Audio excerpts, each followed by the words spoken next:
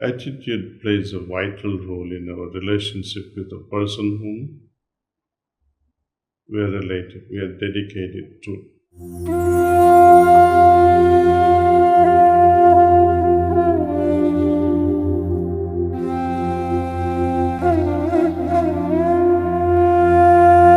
There are three things very important for a spiritual success: attitude, attitude, and attitude.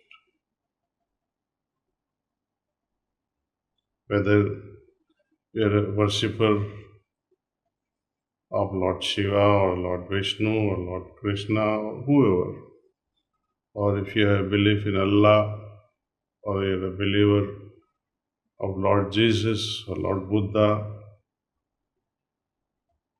attitude plays a vital role in our relationship with the person whom we are dedicated to. When we are approaching God and trying to invite Him in our hearts, what should be our attitude?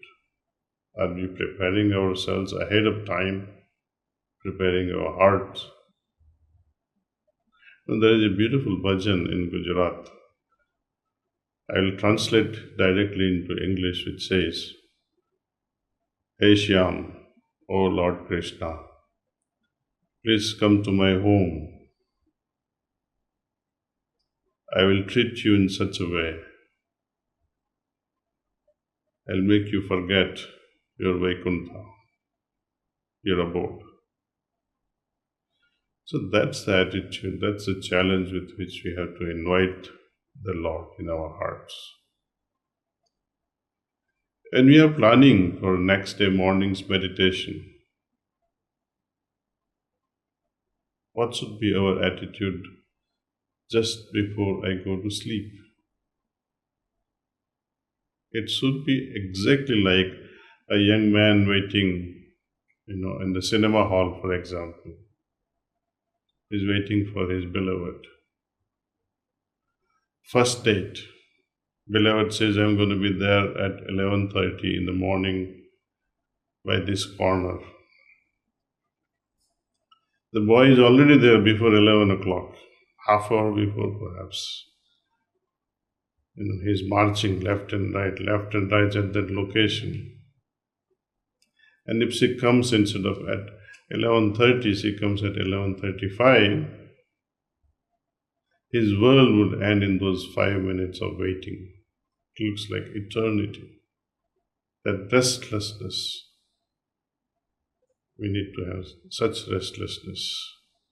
Invoke the restlessness that you once had in your youth and apply it towards God and see the magic that can happen in your devotional practice, in your meditation.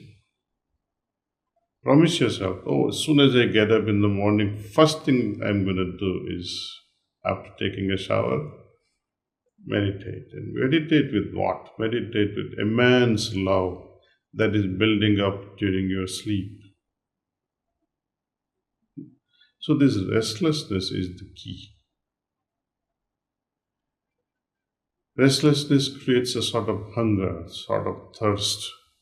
It makes you like a sponge. And when this divine transmission descends or grace descends from above, it's very easy to get into a state of samadhi. And especially the heartfulness way, when we are meditating on the heart, along with transmission that comes from the guide, to reach that samadhi state, it becomes a child's play with such an attitude. So it's really, really important that we have a right attitude before and during meditation. What about after the meditation? After each meditation done with such a fervor, with such restlessness, you are bound to create a certain state of mind after that particular period of meditation, maybe half hour, maybe 25 minutes.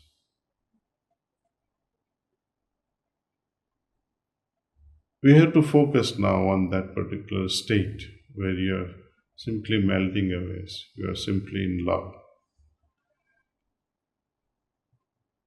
Reflect on that state, reflect on that condition, and see how you can develop it further during your daytime, during your daily activities. So, in order for me to develop this further during my daily activities, I'll have to remember what was my state after the morning meditation. So, what I'm asking you to do is to take a pause, and having this pause, reflect on that insight, the state that you received, and see how you can multiply it further.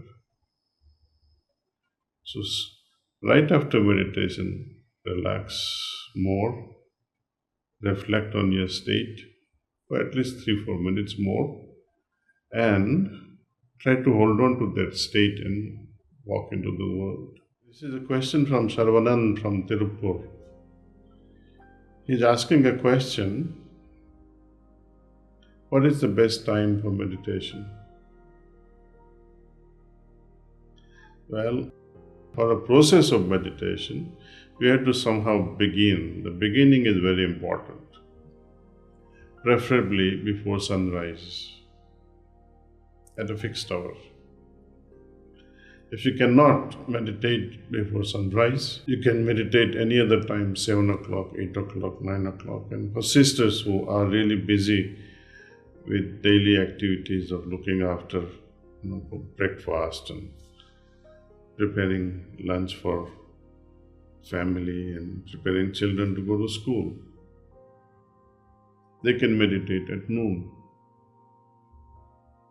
So there is no hard and fast rule for ladies, but for men and for sisters also. If you can meditate before sun rises, it will be good meditation. There another question from Mysore. Friend named Saurabh. Question is, will meditation make me happy? These days I am so depressed and lonely. I feel the effect of meditation lasts for a few moments and disappears as my day gets very active. You see, when we refer to one sloka from Gita, Lord Krishna says, how can you be happy? With every question, he responds also with a solution, with an answer. He says you can be happy under harmonious situation. When you are restless, can you be happy? No. How to bring about harmony within? Unless you become contemplative. And how can you become contemplative? Unless you have a focused mind. And how can you arrive at a focused mind? Unless you regulate your mind. And how are you going to regulate your mind? Unless you do meditation. So meditation and happiness, they are really closely related. See? If you are getting disturbed after a few minutes of meditation, that means the method that you are using is not proper. You need a good trainer. You don't have to spend enormous money, neither do you have to spend even 1 naya paisa. The technique taught under Heartfulness, the guidance given to you under Heartfulness, Pranahuti that you receive through Heartfulness is all free. You are welcome to experiment with it and let me know within 1 week the transformation that you may see in your attitude, in your lifestyle, in the way you think.